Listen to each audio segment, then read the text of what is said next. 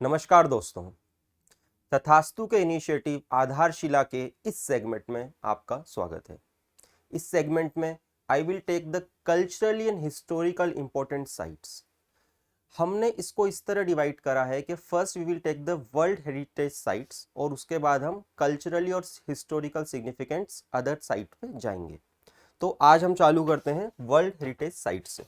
So before moving to world heritage sites, सबसे पहले हमें देखेंगे ये कॉन्सेप्ट आया कहाँ से। कुछ दिन पहले यूनाइटेड नेशंस ऑर्गेनाइजेशन के ऑर्गन्स को डिस्कस किया गया था आधारशिला के ही एक सेगमेंट में। वहां पे आपने देखा था कि जो ऑर्गन्स हैं यूनाइटेड नेशन ऑर्गेनाइजेशन के, इन ऑर्गन्स में एक ऑर्गन है इकोसोक, यानी कि economic and social council. Economic and social council जो ऑर्गेनाइजेशन है, ये बहुत सारे यूनाइटेड नेशन के जो स्पेशलाइज्ड ऑर्गेनाइजेशंस हैं वो इसके अंदर आती है। इन्हीं में एक ऑर्गेनाइजेशन है, आपने नाम सुना होगा, very famous organisation, UNESCO. UNESCO यानी United Nations Educational, Scientific and Cultural Organisation. इसके 1972 के सेशन में एक कन्वेंशन पास किया गया जिसको जनरल पार्लांस में बोला जाता है कन्वेंशन ऑफ या कन्वेंशन ऑन हेरिटेज साइट्स। अब ये कन्वेंशन जो था ये किस बारे में है? It is about the heritage sites. वो साइट्स जो हेरिटेज वैल्यू रखती हैं उनको आइडेंटिफाई किया जाएगा, उनको प्रोटेक्ट किया जाएगा और उनको प्रिजर्व किया जाएगा फॉर द फ्यूचर जनरेशन। अब हेरिटेज साइट्स का अगर आप इनका कन्वेंशन को ध्यान से पढ़ेंगे तो इनमें आर्टिकल्स हैं। इसमें आर्टिकल 1 और आर्टिकल 2 में ये डिफाइन किया गया है कि हेरिटेज साइट्स का मतलब क्या है। तो हेरिटेज साइट्स को यहाँ 3 भागों में बांटा गया है। Heritage site can be cultural heritage site, it can be natural heritage site और it can be mixed heritage site. हमने यहाँ पे लिखा भी है, it can be a cultural site, it can be a natural site और it can be a mixed site. तो इन 3 श्रेणियों, इन 3 कैटेगरीज में साइट्स का डिवाइड किया गया है। अब ये तो थ्योरेटिकल है, how it will work. So under this convention इन्होंने बनाया हेरिटेज, यहां पे देखते हैं वर्ल्ड हेरिटेज प्रोग्राम और एक है world heritage committee. So world heritage committee के अंदर वर्ल्ड हेरिटेज प्रोग्राम चलता है। वर्ल्ड हेरिटेज प्रोग्राम जो है वो एक लिस्ट मेंटेन करता है जिस लिस्ट में पूरे वर्ल्ड के हर एक कंट्री से एंट्रीज होती हैं। एंड उन एंट्रीज में क्या होता है, उन एंट्रीज में लिस्ट होती है उन साइट्स की जो कल्चरली या फिर नेचुरली इंपॉर्टेंट साइट्स हैं और उनको टेक दिया जाता है world heritage site. At present, India has 42 World Heritage Site recognized by the UNESCO. अब इसमें अगर हम देखें इन 42 sites में, in the these total 42 sites, World Heritage Sites, 34 are cultural sites, 7 are natural sites and 1 is categorized as mixed site. तो ये जो 1 site है, जो mixed site है, ये कल्चरली और नेचुरली दोनों वजह से सिग्निफिकेंट है, इसलिए ये मिक्स्ड साइट में है। ये कौन सी साइट है we will see in detail, but हम अभी जो आधारशिला के शुरू के लेक्चर्स है इनमें हम पहले ये 42 साइट्स 1 बाय 1 कवर करेंगे। ड्यूरिंग दिस टेन्योर या ड्यूरिंग दिस कोर्स हम इन साइट्स से एसोसिएटेड अगर कोई हिस्टोरिकल फैक्ट्स हैं, इन साइट्स से एसोसिएटेड कोई ज्योग्राफिकल फैक्ट्स हैं, वो भी हम डिटेल में देखेंगे। And after completing these 42 world heritage sites we will move to other culturally and historically significant sites. So first what we have seen, we just revise that world heritage site का concept कहां से आया। It is part of UNESCO 1972 convention और UNESCO itself is a specialized agency of United Nations which works under the ECOSOC. ECOSOC is one of the organ of United Nations organization. So in 1972 जो convention पास हुआ, इस convention को in general parlance हम कहते हैं world convention of world heritage sites, पर इसका पूरा नाम है convention concerning the protection of the world cultural and natural heritage 1972। 1972 वो ईयर है जब ये कन्वेंशन पास हुआ। तो यूपीएससी या किसी कॉम्पिटिटिव एग्जाम में ये डिटेल भी आ सकती है कि किस कन्वेंशन से वर्ल्ड हेरिटेज साइट्स कवर होती हैं। So we have to be very careful in remembering these things, because कई बार एक ऑप्शन में अगर ये डिटेल आ जाए और आपने सब अच्छे से पढ़ा हो पर ये डिटेल आपसे मिसिंग हो, या आपको ये नहीं पता कि इसको यूनेस्को के अंदर ये आती हैं, या आपको एक ऑप्शन में यूनिसेफ या कोई और एजेंसी दे दी जाए, तो इट कैन बी कंफ्यूजन। आपको ये नहीं पता हो कि यूनेस्को एक्चुअली इकोसॉक के अंडर आती है, तो आपको नहीं पता, आइडिया नहीं लगेगा कि क्या चल रहा है, तो वो ऑप्शन एक गलत हो सकता है। अब इसमें हम बाद में देखेंगे, पर अभी बता देता हूं, ये जो साइट्स हैं ये ट्रांस बाउंड्री ट्रांसनेशनल भी हो सकती हैं। हालांकि इंडिया में कोई ऐसी साइट नहीं है, पर ट्रांस बाउंड्री साइट भी, ट्रांसनेशनल साइट भी हो सकती है। Many of the natural sites are of the nature of trans boundary nature, मतलब ये एक से ज्यादा कंट्रीज में हो सकती हैं। सो एडिशनल फैक्ट है। सो मैंने जैसा कि पहले बताया, मोटिव क्या है, to identify, to protect and to preserve these cultural and natural sites because they have the outstanding value to humanity. So पूरी humanity के लिए they are important, that is why there is a need to identify, protect and preserve for future generations. So अगर हम देखें, ये generally सितंबर में हर साल एक समिट होती है। अभी 45 जो समिट हुई थी उसमें इंडिया से 2 नई साइट्स को इसमें ऐड किया गया। ये हैं होयसाला के जो टेम्पल्स हैं, और सेकंड है शांति निकेतन जो कि वेस्ट बंगाल में है। Shantiniketan is associated with Rabindranath Tagore. We will see in detail when we cover these sites, but these are the information which can be asked in prelims 2024 because ये सबसे नए एडिशन है, सितंबर 2023 में ही ये एडिशन किए गए हैं। So currently India has 42 world heritage sites, जिसमें 32 कल्चरल है, 7 नेचुरल है और 1 मिक्स साइट है। और रिसेंट एडिशन क्या है, जो टेम्पल्स हैं होयसालास के और शांति निकेतन, ये ऐड किए गए हैं इन द ईयर 2023 सितंबर में 45 जो समिट हुई, कॉन्फ्रेंस हुई, उसमें। इंडिया में अगर हम देखा जाए नंबर वाइज, क्वांटिटी वाइज, तो इंडिया में 6 लार्जेस्ट नंबर ऑफ साइट्स हैं। मतलब इंडिया, अगर ये नंबर के हिसाब से रैंकिंग की जाए किस कंट्री में कितनी साइट्स हैं, तो इंडिया की ranking is 6th।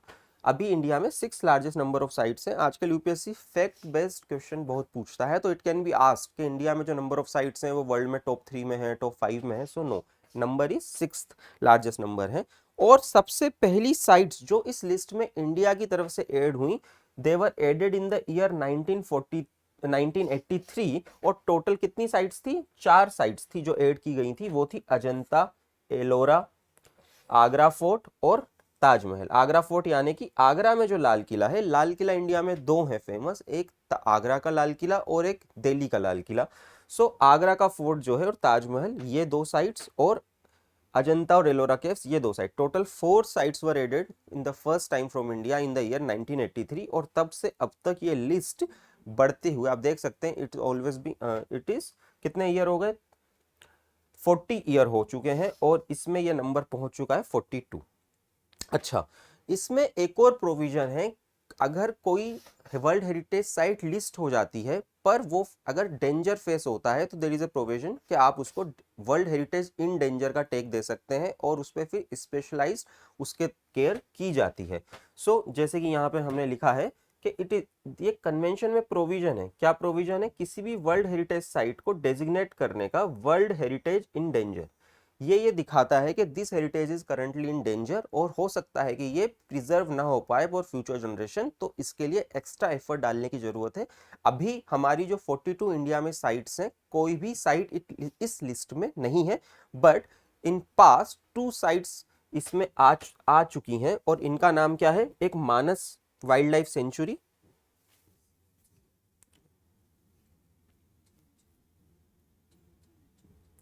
we have to keep this, no?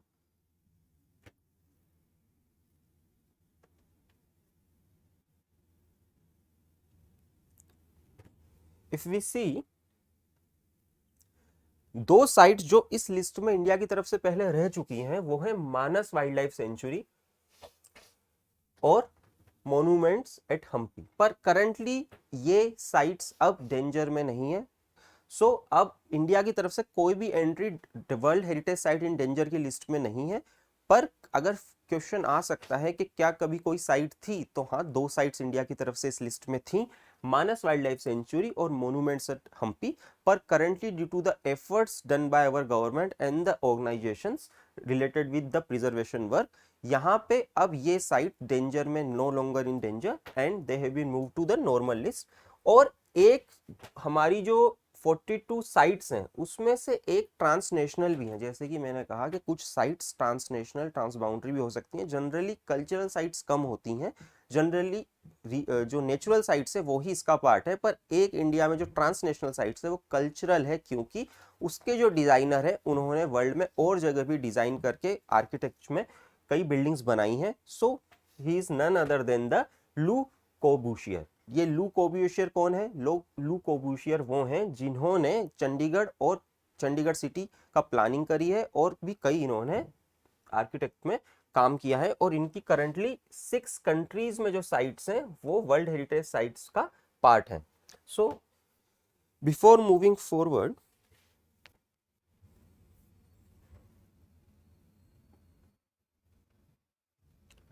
let's see the okay, तो first site we will take today, world heritage site, we will start from the national capital area. National capital area यानी दिल्ली में 3 world heritage sites हैं।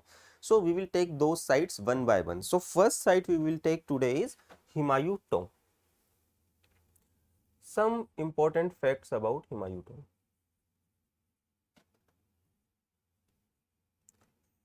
अगर आप इसकी picture देखें तो you will see, अगर आपको कुछ नहीं भी पता है, सिर्फ आप इस पिक्चर को देखेंगे तो यू विल सी एक रेज्ड प्लेटफॉर्म के ऊपर ये मॉन्यूमेंट बना हुआ है, रेज्ड प्लेटफॉर्म के ऊपर, और चारों तरफ आपको ये दिख रहा है कि ग्रीनरी बहुत ज्यादा है। So these are the gardens जिन्होंने इसको इनक्लोज कर रखा है चारों तरफ से। और अगर आप देखेंगे तो रेड सेड स्टोन के साथ आपको इसमें मार्बल वर्क भी दिखेगा, व्हाइट मार्बल का यूज भी दिखेगा, पर ज्यादातर जो वर्क है वो है रेड सैंड स्टोन से। सो अगर अब हम इससे आगे बढ़े, हम देखेंगे कि ये इंडिया का ही नहीं, इंडियन सब कॉन्टिनेंट का पहला ऐसा मोन्यूमेंट है जो गार्डन से चारों तरफ घिरा हुआ है। इसको गार्डन मोन्यूमेंट भी कहते हैं। ये 4 बाग स्टाइल में बनाया गया मोन्यूमेंट है। किस स्टाइल में है? 4 बाग। बाग गार्डन को कहते हैं, और 4 मतलब 4। So why is that? क्योंकि अगर हम इसका स्ट्रक्चर, इसका पैटर्न देखें, ये बीच में जो मॉन्यूमेंट है दिस इज हुमायूं टॉम्ब, ये हुमायूं टॉम्ब है। और अगर ये लेआउट हम देखें तो ये इस तरह से इस प्लान का डिवीजन है, और it is surrounded by 4 gardens. तो क्योंकि ये 4 गार्डन, 4 बाग, 4 गार्डन से 4 कॉर्नर पे इसके 4 गार्डन हैं। In the central this monument has been built on a raised platform. और ये जो मैंने बीच में इसका डिवीजन किया है, ये डिवीजन हुआ है केनाल से, जिसमें छोटी छोटी केनाल है जिसमें वाटर जा रहा है। So it is depicting the description of कि भाई किसका? हेवन का। According to Quran this is the description of जन्नत, हेवन। हेवन कैसा है? हेवन ऐसा है जिसमें चारों तरफ नदियां इंटरसेक्ट कर रही हैं। ये हेवन को सिंबलाइज कर रहा है ये पैटर्न। 4 बाग हैं और 4 चारों तरफ से वाटर कैनाल्स हैं, और बीच में क्या है? बीच में है आपका लास्ट रेस्टिंग प्लेस यानी कि मुसोलियम। सो ये 4 बाग स्टाइल है। This is the first garden tomb of Indian सब कॉन्टिनेंट, फर्स्ट गार्डन टॉम्ब। अब ये किसके लिए बनाया गया है? ये बनाया गया था फॉर हुमायूं। क्या ये हुमायूं ने खुद बनाया था? नहीं, ये हुमायूं के लिए after the death of Humayun, we know Humayun died in the year 1956। So after the death of Humayun, उनकी जो चीफ वाइफ है, चीफ कंसर्ट है, उन्होंने इसका construction in the memory of his husband चालू करा।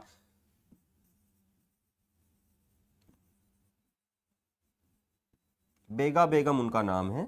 और who was the emperor during this time? Akbar. His son Akbar was the ruler during this time, but construction was done by chief consort of Humayun Bega Begum. तो बेगा बेगम ने initiative लेकर इसका construction चालू करवाया। It is the first monument of this style in Indian subcontinent. और बाद में कई मुगल बिल्डिंग्स ने इसी से इंस्पिरेशन लेके और इसी प्लान को मॉडिफाई करके कई ब्यूटीफुल मोन्यूमेंट्स कंस्ट्रक्ट करवाए। और इसी का एक एग्जांपल है Taj Mahal. Taj Mahal also followed the pattern of Charbagh style but with a modification. वो मॉडिफिकेशन क्या है, we will see when we will go and see the Taj Mahal. जब ताजमहल हम पढ़ेंगे we will see the modification made in this plan during the construction of Taj Mahal. आप देखेंगे इसमें minarets नहीं है चारों तरफ। सो जब हम ताजमहल पढ़ेंगे तो हम देखेंगे कि इसमें क्या एडिशन किया गया। सो ये गार्डन टॉम्ब है और ये कब बन के तैयार हुआ, इन द ईयर 1570 ये कंस्ट्रक्शन इसका कंप्लीट हुआ। ऐसा माना जाता है कि in the year 1558 the construction work was started. Bega Begum को हाजी बेगम भी कहा जाता है, ठीक है, तो ये भी आ सकता है। सो चारबाग स्टाइल में ये एग्जांपल है, वी हैव डिस्कस्ड इट। और ये कब बना है, in the rain of Akbar, जो इनके बेटे हैं और बाद में एम्परर बने, उनके टाइम पे ये बना है। और कमीशन किसने करवाया था, फर्स्ट वाइफ ऑफ हुमायूं और चीफ कंसर्ट ऑफ हुमायूं, जिनका नाम है बेगा बेगम। एक और इंटरेस्टिंग फैक्ट है, ये सिर्फ हुमायूं का ही मुसोलियम नहीं है, जितने भी मुगल मुसोलियम बने हैं उसमें this has the distinction of having the, ये लास्ट रेस्टिंग प्लेस है of not only the one but more than 50 Mughal family members. इसमें कई बाद के प्रिंस, कई बाद के रूलर्स और उनके वाइफ और फैमिली मेंबर का भी ये लास्ट रेस्टिंग प्लेस। अब हम आगे बढ़ते हैं। The second site which will be take today and the second in the list, जो कि कहां पर है, दिल्ली में है, वो है कुतुब कॉम्प्लेक्स। देखिए there is a difference between Qutub complex and Qutub Minar. Qutub Minar is only Qutub Minar, but Qutub complex में कुतुब मीनार के अलावा उस एरिया में जितनी भी हिस्टोरिकल मोन्यूमेंट्स हैं वो सब उसका पार्ट है। सॉरी। सो कुतुब कॉम्प्लेक्स में सिर्फ कुतुब मीनार ही नहीं आती, पर और भी जो आसपास के इसमें बिल्डिंग्स हैं, like this list is not exclusive, but इसमें और भी चीजें हैं, पर हम सिर्फ इंपॉर्टेंट चीजें देखेंगे। कुव्वत इल इस्लाम मॉस्क है एक, उसके अलावा अलाई दरवाजा है। अगर आप जाएंगे तो आपको यहाँ मदरसा भी मिलेगा जो अलाउद्दीन खिलजी ने बनवाया था। इसके अलावा Iltutmish, the founder, real founder of Delhi सल्तनत, इल्तुतमिश का टॉम्ब आपको मिलेगा।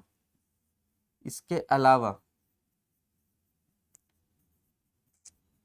अलाउद्दीन का टॉम्ब आपको यहाँ मिलेगा। अलाउद्दीन खिलजी ने एक मीनार का कंस्ट्रक्शन स्टार्ट करवाया था। वो मीनार वो बनाना चाहता था किससे भी बड़ी, ये जो है कुतुब मीनार, इससे भी बड़ी वो मीनार बनाना चाहता था, पर वो मीनार नहीं बना पाया। सिर्फ उसकी फर्स्ट स्टोरी इनकम्प्लीट है। अगर आप इस कॉम्प्लेक्स में जाएंगे तो you will be able to see. So these are some of the buildings, important buildings जो इस कुतुब कॉम्प्लेक्स का पार्ट है। और ये कुव्वतुल इस्लाम जो मॉस्क है, इसके अंदर in the courtyard you will find the famous iron pillar. ये जो आयरन पिलर है ये भी इसके कोर्टयार्ड में ही है, इस मॉस्क के कोर्टयार्ड में आपको मिलेगा स्टैंडिंग। आप सबको पता है इस आयरन पिलर की क्या खास बात है। ये आयरन पिलर अराउंड 1800 ईयर से 17 to 1800 ईयर से ये आयरन पिलर जो है ये इसी तरह ओपन में स्टैंडिंग है। इसकी लोकेशन दिल्ली थी या नहीं, इस पे थोड़ा लोगों में और स्कॉलर्स में कंफ्यूजन है, थोड़ा डिबेट है, पर करंटली तो ये दिल्ली में ही है। और ये आयरन पिलर की खास बात ये है कि इतने साल ओपन में रहने के बाद भी, जहाँ बारिश भी हुई, डस्ट भी है, मौसम भी चेंज हुआ, इसने अभी तक आयरन पिलर में अभी तक क्या नहीं लगा है, कोई भी जंग नहीं लगा है, इसमें कोई भी रस्ट नहीं लगा है। दिस इज द इसलिए ये फेमस है। अच्छा, अगर आप इसको ध्यान से देखेंगे कुतुब मीनार में, you will be able to see कि इसमें कितनी स्टोरीज हैं, ये 4 स्टोरीज है, आपको दिख रहा होगा 4 स्टोरीज हैं। अब अगर हम कुतुब मीनार की थोड़ी हिस्ट्री की बात करें, कुतुब मीनार का कंस्ट्रक्शन चालू हुआ था by the Qutub Uddin Aibak. He was the person who started the slave dynasty in Indian subcontinent. He was the founder of the Delhi Sultanate. पर रियल फाउंडर कौन है? ये कुतुबुद्दीन ऐबक सिर्फ फर्स्ट इसकी जो स्टोरी है कंप्लीट कर पाए और इनकी डेथ हो गई in the year 1210। He was the ruler from 1206 to 1210। और ये इसके पहले स्लेव थे, किसके? मोहम्मद गोरी के। मोहम्मद गोरी कौन? जिन्होंने फर्स्ट और सेकंड बैटल ऑफ तराइन, अगर आपको पता हो, या फिर रिवाइज कर लेते हैं, हमको पता है battle of Tarain in the year, 2 battle of Tarain हुई 1191 1192। And who was the other party? The famous Hindu king, Delhi king Prithviraj third. Prithviraj Chauhan general parlance में हम कहते हैं, पर इनका पूरा नाम है Prithviraj Chauhan third. So in the first battle of Tarain, Prithviraj defeated Muhammad Gori. In the second battle of Tarain in the subsequent year 1192, Prithviraj Chauhan was defeated by Muhammad Gori, and Muhammad Gori established the Ghurid Empire. Ghurid Empire क्यों? Because Gori was the capital. वो गोरी के थे, मोहम्मद गोरी, तो घुर से थे, वो एरिया का नाम है घुर। मैं इतनी डिटेल क्यों बता रहा हूँ वो भी रीजन अभी बताऊंगा। तो ये जो घुर है ये घुरिद एम्पायर का पार्ट हो गया। And in the 1206 is the year जब मोहम्मद गोरी की डेथ हुई और Qutubuddin Aibak establish an independent empire in the Indian subcontinent, जिसका नाम पड़ा बाद में दिल्ली सल्तनत। एंड जब इनके टाइम पे कंस्ट्रक्शन चालू हुआ कुतुब मीनार का, but he died in 1210। So after his death the other, अभी तो आपको 5 इसमें स्टोरी दिख रही है, पर ओरिजिनली इसमें सिर्फ 4 स्टोरीज थी। The other 3 story, story number 2, 3 and 4, ये कंस्ट्रक्ट कराई गई by his successor and the real founder of Delhi सल्तनत, इल्तुतमिश। सो इल्तुतमिश ने स्टोरी नंबर 2, 3 और 4 ये कंस्ट्रक्ट कराई। ये बात हो रही है 13th सेंचुरी की, ठीक है। इन द 14th सेंचुरी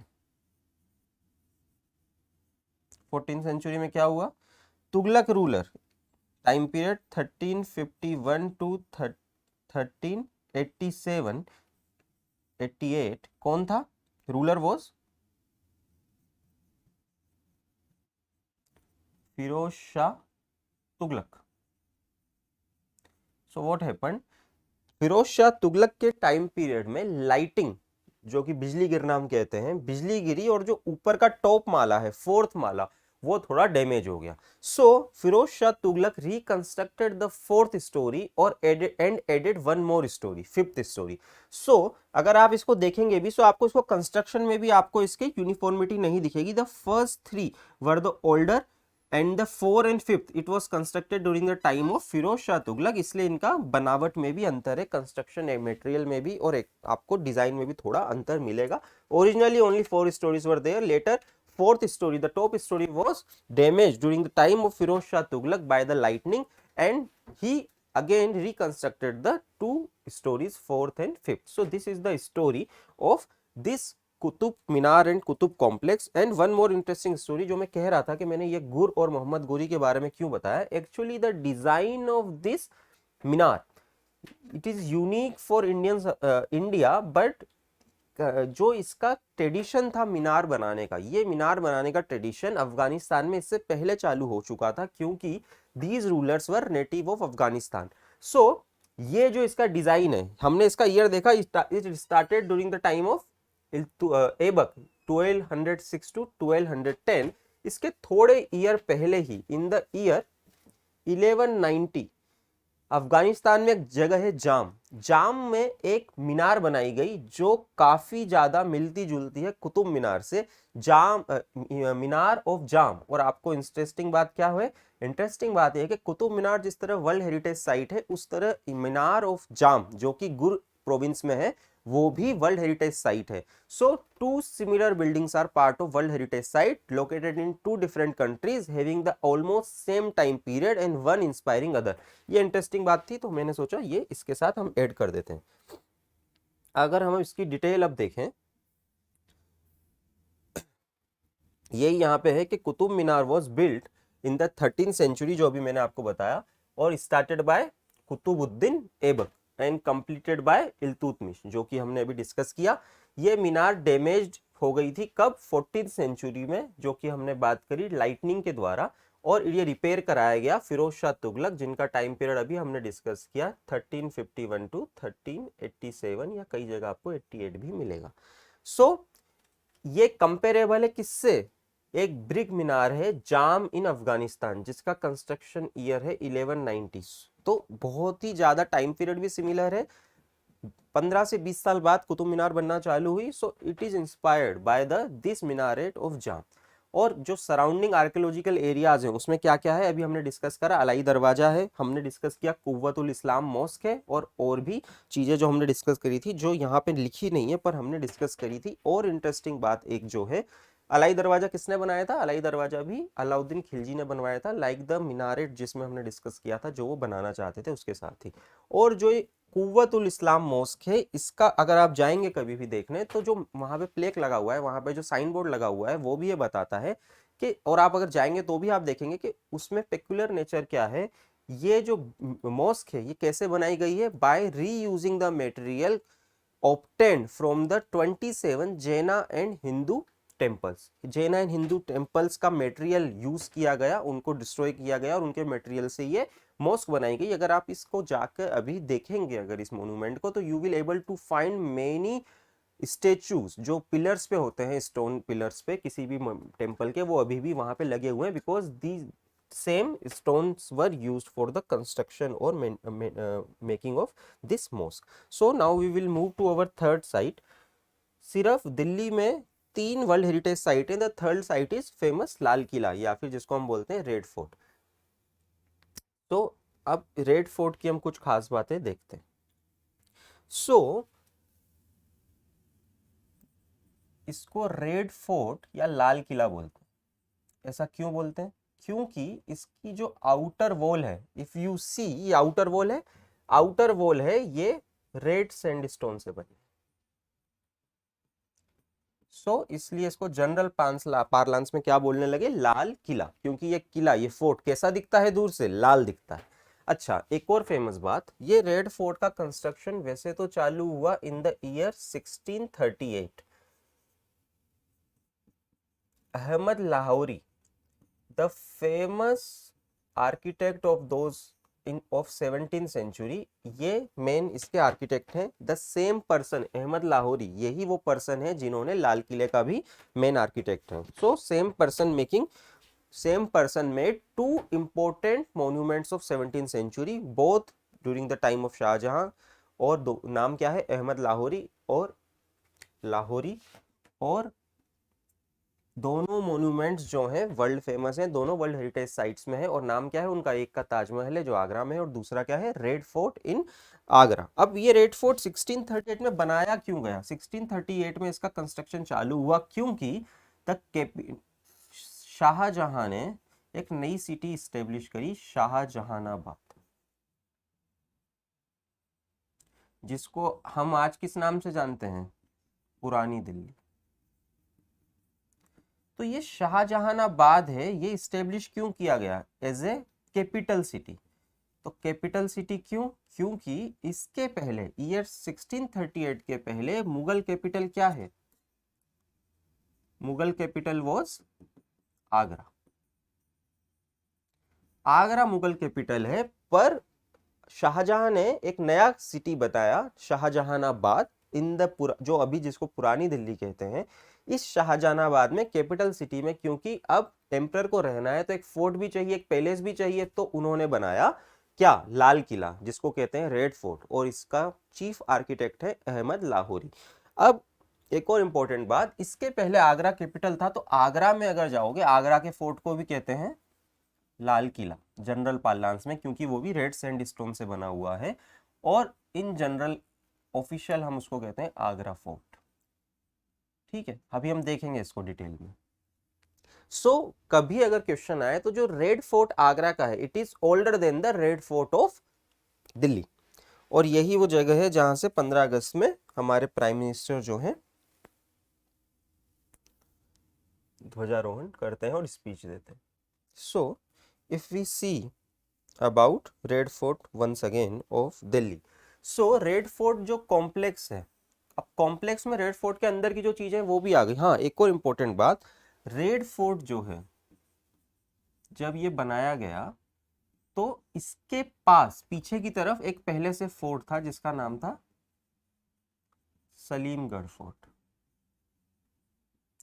उस जमाने में, अभी आप देखेंगे तो यमुना रिवर आपको ठीक पीछे रेड फोर्ट के नहीं मिलेगी, but during those times Yamuna river was just behind the red fort. So red fort के पीछे से यमुना नदी जाती थी और उसी का पानी यूज होता था फोर्ट के अंदर।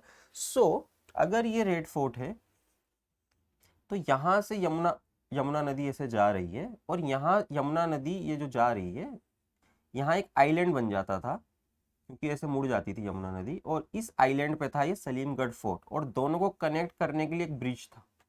अब आज के टाइम पे ये रिवर तो यहाँ से नहीं जाती, तो यहाँ पर एक रोड है और इस रोड से आप अपनी कार लेते जा सकते हैं, और ये ब्रिज जो है कनेक्टिंग ब्रिज, इस कनेक्टिंग ब्रिज के ऊपर अभी रेलवे की लाइन बिछी हुई है। अभी जो रिसेंटली फ्लड आया था दिल्ली में, सो उसमें वापिस यमुना का वाटर इस रोड से जाके बह रहा था, और लोगों ने पिक्चर्स भी लगाई थी कि पुराने टाइम पे जो ब्रिज हुआ करता था जिसके नीचे से यमुना बह रही है, अभी वहां से यमुना का वाटर बह रहा है। अगर आप में से कईयों ने देखा हो तो it is related with this historical fact जिसको दर्शाते हुए वो फोटो आया था। तो सलीमगढ़ फोर्ट, सलीमगढ़ फोर्ट की हिस्ट्री क्या है? सलीमगढ़ फोर्ट अगर आपको पता हो तो शेर शाह सूरी के बेटे थे इस्लाम शाह सूरी, यहाँ लिखा भी है हमने Islam Shah Suri.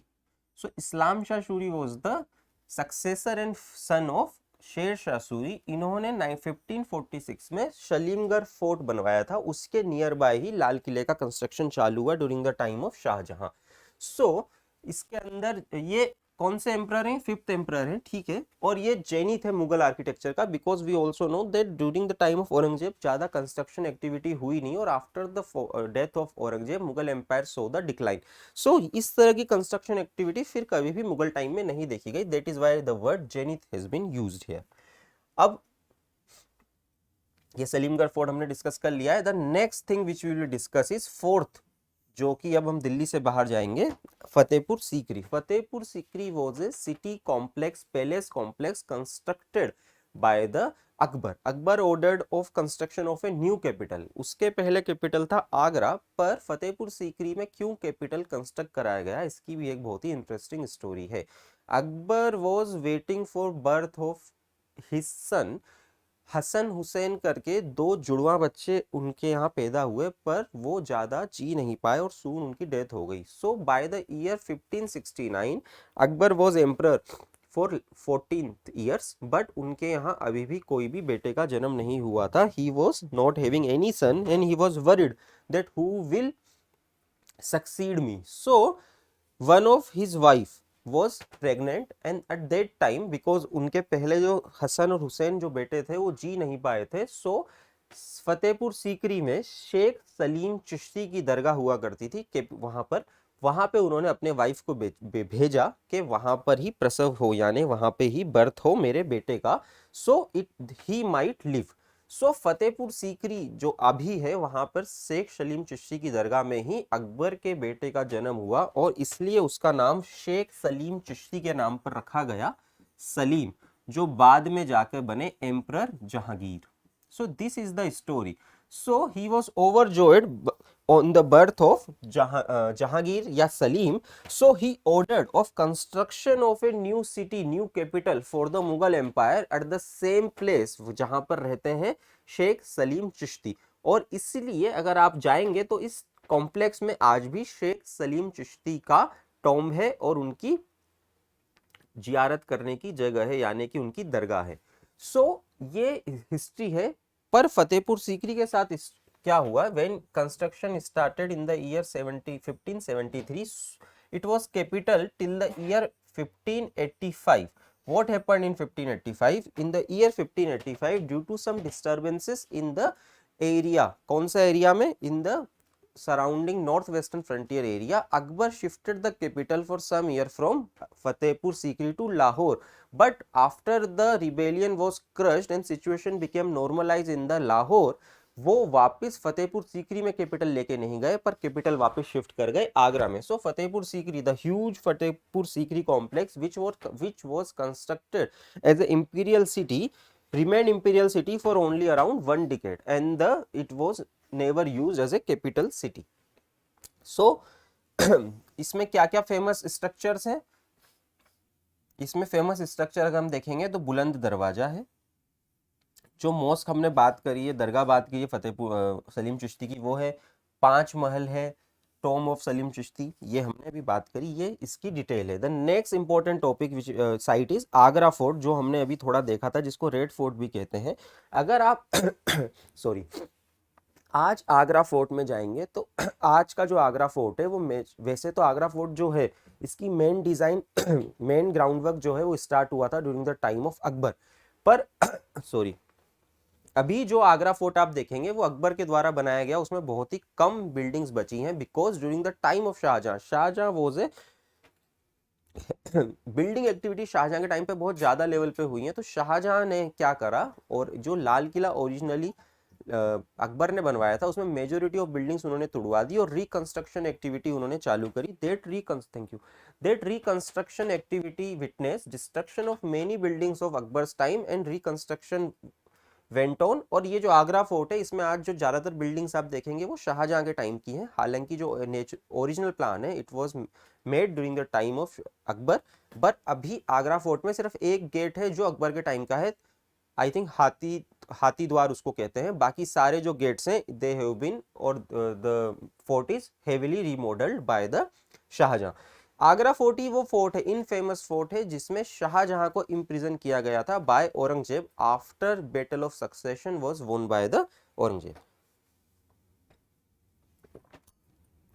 And as we have seen, Agra was the capital city till the year 1638 when the capital was moved to Shahjahanabad by the Shahjahan. So ये 16th century Mughal imperial fortress है, और जो प्रेजेंट लेआउट है ये किसने बनाया है? अब during the time of Akbar. और ये कैपिटल थी मुगल सिटी कहाँ तक? मुगल एम्पायर की 1638, और हेवीली रिबिल्ड हुआ किसके टाइम पीरियड पे? शाहजहां के टाइम पीरियड पे. और after the victory in battle of succession Aurangzeb imprison Shahjahan in this fort. This is the history of this place. So let's move to the next site, और ये भी आगरा में है. कौन सी है? ताजमहल, जिसके बारे में आप लगभग सब लोगों ने सुना या पढ़ा है. सो इफ वी सी, हमने कहा था जब हम ताजमहल पढ़ेंगे तो हम कुछ स्ट्रक्चरल चेंज देखेंगे फ्रॉम द हुमायूं टॉम्ब, कुछ प्लान में चेंज देखेंगे. तो हुमायूं टॉम्ब से इसमें क्या चेंज है? फर्स्ट, हुमायूं टॉम्ब में हमने देखा रेड सैंडस्टोन मेजर मटेरियल है इसमें, पर ये व्हाइट मार्बल से पूरा बना हुआ है. सेकंड, इसमें 4 मिनारेट्स हैं इन 4 कॉर्नर्स, जो कि हुमायूं टॉम्ब में नहीं है. Third, modified Charbagh style. कैसे? देखिए, हमने देखा चारबाग स्टाइल क्या है, मोन्यूमेंट सेंटर में है और 4 ऐसे बाग हैं. पर लाल किले पर ताजमहल में ऐसा नहीं है. ताजमहल में क्या करा, इस डिजाइन को चेंज कर दिया और मोन्यूमेंट को मिडिल में ना रख के एक यहां पे मोन्यूमेंट बनाया गया, और यहां पे ऐसे चेंज कर दिया गया. यहां गार्डन है, यहां भी गार्डन है, पर जो और यहाँ पे जो बिल्डिंग बनानी है बनाई इन्होंने, ये प्लेटफॉर्म है. सो ये चारबाग स्टाइल का मॉडिफाइड वर्जन है, जिसमें मॉन्यूमेंट को सेंटर में ना बना के एक पीछे की तरफ जो एक एंड है वहां पर बनाया गया टू इंक्रीज इट्स मोन्यूमेंटालिटी. सो ये डिफरेंस है. तो ये जो है ये हमने देखा किसकी मेमोरी में बनाया? वाइफ मुमताज महल की याद में ये मोन्यूमेंट बनाया गया Taj Mahal after the death of Mumtaz in year 1631 during the child birth of their 14th child. So it was designed bye उस्ताद अहमद लाहौरी। ये वही पर्सन है जिन्होंने अभी हमने देखा क्या बनाया था, जिन्होंने रेड फोर्ट ऑफ शाहजहानाबाद यानी कि दिल्ली बनाया था। मार्बल से बनाया है, हाँ। अब इसके डिजाइन में, इसके ब्यूटिफिकेशन में जिस टेक्निक का यूज किया गया है उसको बोलते हैं पिएत्रा दूरा टेक्निक। दिस पिएत्रा दूरा technique was first employed by the Mughals during the making of Itimad Uddaula tomb. Itimad Uddaula tomb है वो भी आगरा में ही है। इत्तिमाद उद्दौला कौन थे? Itimad Uddaula was the noble of Mughal empire and the father of famous Nur Jahan. Nur Jahan कौन थी? Nur Jahan was the wife of Jahan Jahangir. So he was she was the wife of Jahangir, और जहांगीर के बेटे कौन है? Shahjahan. So first it was used, Pietra Dura technique was used in a on a large scale in, if any, in Mughal structure, that was इतिमाद-उद-दौला tomb, and उससे भी ज्यादा structure बड़े वे में यूज किया गया इसे बाद में, ये जो ताजमहल है इसमें। तो पिएत्रा दूरा टेक्निक वाज यूज्ड, और चार बाग टेक्निक को मॉडिफाई कर दिया, ये हमने देखा। The last site for today's lecture is Nalanda Mahavihara. It is the 7th world heritage site which we are going to take in this lecture, the last site, and from in next lecture we will see other site. So Nalanda Mahavihara हमें पता है कहाँ situated है, नालंदा में situated है। नालंदा कहाँ? बिहार में। So why it was famous? Nalanda Mahavihara was considered is the first residential complex, college complex of world. So देखिए कितनी बड़ी बात है, ये वर्ल्ड का फर्स्ट रेजिडेंशियल यूनिवर्सिटी है, कॉलेज कॉम्प्लेक्स है। और ये फेमस जो महाविहारा है, या यहाँ पे महाविहारा के साथ साथ एक जो कॉम्प्लेक्स भी था, यूनिवर्सिटी भी थी, इसको कई फॉरेन विजिटर्स ने भी विजिट किया, ट्रेवलर्स ने भी विजिट किया, और that is why we have है रिच ट्रेडिशन, राइटिंग ट्रेडिशन हमें मिलता है, इसके बारे में जानकारी हमें मिलती है from the writings of Itsing and Hiuen Tsang. Itsing and Hiuen Tsang both came to India, Chinese traveler came to India in the 7th century. Huenswang came in the time period of Harsha. Huenswang was in India from 629 to 645, and Harsha का time period हमें पता है 606 to 648. So during the time of Harsha, Huenswang came to India and he wrote heavily about the Nalanda University. The next famous traveler was the Itzing, also came in the 7th century, time period around 672 AD. He also wrote about the Nalanda University. Huenswang wrote that Nalanda University has a more than 10,000 students studying there, but Itzing लिखते हैं कि 3,000 student ही वहाँ पे पढ़ रहे थे। सो ये जो राजगृह कैपिटल सिटी थी मॉडर्न टाइम पीरियड की, अर्ली कैपिटल, उसके बिल्कुल पास है। हुएनत्सांग और इत्सिंग ने इसको इसके बारे में लिखा है, विजिट किया है, और इसका स्टार्टिंग स्टेब्लिशमेंट माना जाता है during the time of Gupta period. The king was the Kumara Gupta first. The Kumara Gupta first, time period of Kumara Gupta first is 1415 to around 455, ये एडी है 5th सेंचुरी में। और time period of Nalanda Mahavihara around sometimes 428 AD माना जाता है। So it was founded during the time of Gupta ruler Kumara Gupta, and patronage was given not only by the Gupta who started it, but by the Harsha as well as the later Pala rulers. So it was a thriving university which went on for many centuries, and till 1200 AD also it was working, but in the 1200 AD it was attacked and destroyed by one Turkish gentleman.